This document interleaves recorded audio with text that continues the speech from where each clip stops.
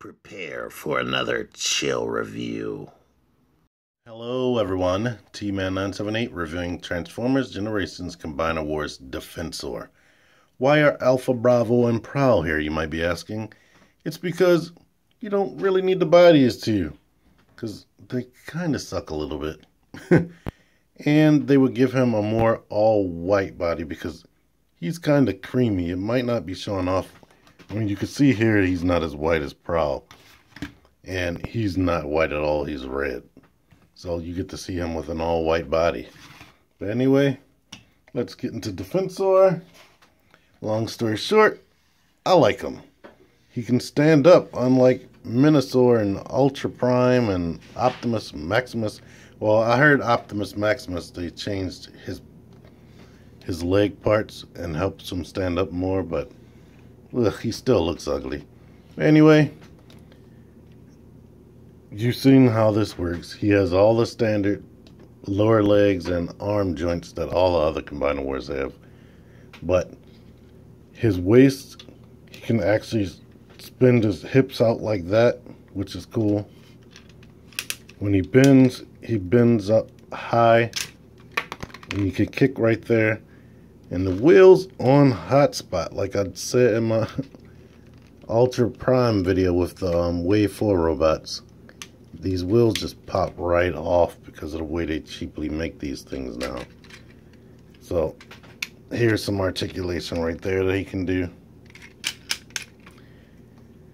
He has no waist joint due to the way the ladder wraps around hot spots. His head doesn't look up or down. When you try to make it look down, you might flip this lid up. But it can rotate 360. And here's a close-up on his head, which looks sort of like a cop. The eyes protrude just like Combiner Wars Ultra Magnus, so it looks like he's wearing some aviator shades. The head sculpt looks nice. And of course he has groove on right there, as you can see. And yeah, I can get him into some decent poses.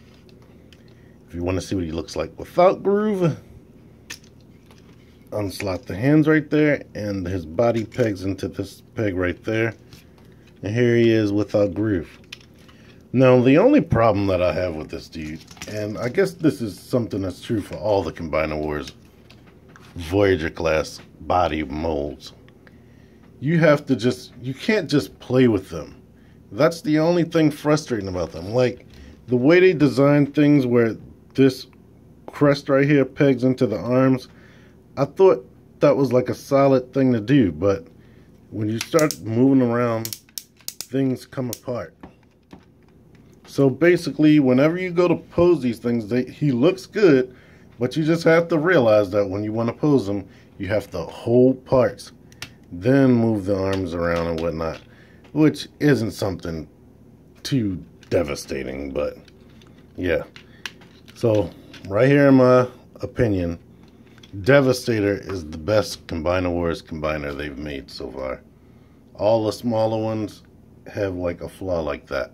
Devastator you can actually move without breaking up everything. And one flaw, when you have Rook here in arm mode, he has a big giant gap right there where I can't think of anything to do to cover that up. So that's disappointing. I guess you could keep its arm turned to the side or whatever, or make him a leg. But I can tell you right now, streetwise, still sucks. This mode does not like to stay together right here. And the big problem with all of these figures, the hands don't like to stay slotted in. The peg, they come out too easy. And no ankle pivot in the feet, which I know they're correcting in the future with the fan-made bot, but no ankle pivot makes it hard to do posing as well. Another problem I have with mines, I don't know if everybody has it, but this gun just comes right off here so easy. I mean, that is annoying. I'm gonna try to do floor polish and see how that works. But anyway, I'm gonna put Prowl and Alpha Bravo on there as limbs now. Here is Defensor with Prowl and Alpha Bravo on, so you can have all white limbs. And I didn't show off his back, which looks like this. It's pretty much the same thing with the other limbs on. One thing you have to worry about, like I was showing you earlier, these wheels, since they're on the inside, they rub up against things sometimes and pop right off. You know, that looks good. That looks decent. I mean, now, Blades is supposed to have red on them, but whatever. Now I'll put Groove back on so you can get the whole look. It's all white limbs and the white chest shield.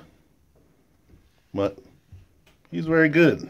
Let me compare him to the other Combiner Wars figures. Here he is next to Superion. And Superion is a slightly a little bit taller than him. I mean, his head crest right here is really taller, and of course the antennas, but he's good. Both of these are solid. This body mold is a solid body mold, even Cyclonus. So I'm not going to show every single configuration, just the molds that I have. So that leaves Minosaur. Here he is with Minosaur, and I'm pretty sure all of you have probably watched my Minosaur review by now. At least everybody subscribed to me should have watched that. And if you haven't, get to it. What are you waiting for? Because, yeah, I had a lot to say about that. That dude. And even the Stunticon Revisited video, that got a lot of views too. But Minosaur is taller too, because Minosaur is a little bit taller than Superion, I believe, as well. Let's see. Oh yeah, his head is over top of Superion. But do you guys want to see how tall he is next to Devastator? Of course you do. Here he is wielding Power Glide as a gun. And he also is standing next to Devastator, who towers over him.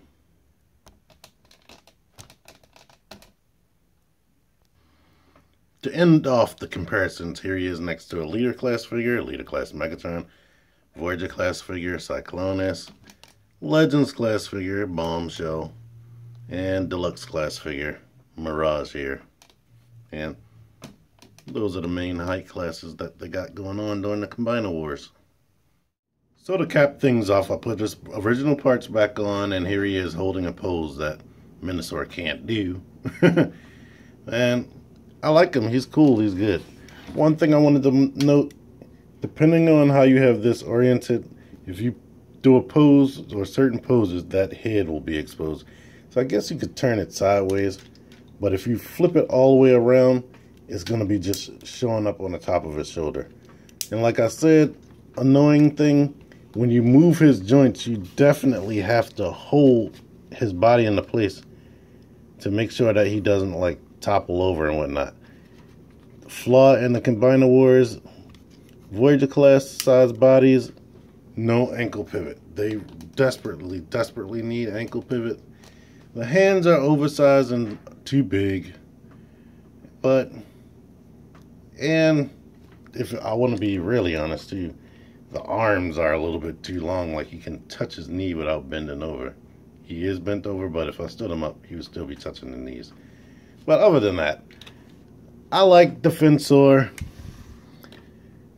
Only thing I didn't like about him are Blades and Streetwise. They kind of suck. Blades sucks because he just feels cheap. And he's really way more red than he should be. And I don't like Streetwise because he just looks so bland and boring in his robot mode. And even the vehicle mode right now, he just barely has any paint apps. I didn't mention that there's no paint apps back there when I was doing a review. And they cheaped out on all the rims of all of these figures. Even Hotspot, but I went ahead and painted that silver in. I didn't mention that. He doesn't come like that, for anybody that noticed that. But Hotspot is good. I definitely like First Aid. I love Rook. Blue. Groove is, yeah, I don't like his robot mode. And I don't know what people's problem is with him being a chest crest. Because I like him, it tops off the look. But at the end of the day, Defensor is good. When you get these two guys in that mode, they're good. They're alright. I guess he matches up with First Aid a little bit. But I like him. He's cool. If you like this review, give me a like, please. Share this video. Comment. Think about subscribing. T-Man 978. Out of here. Till next time.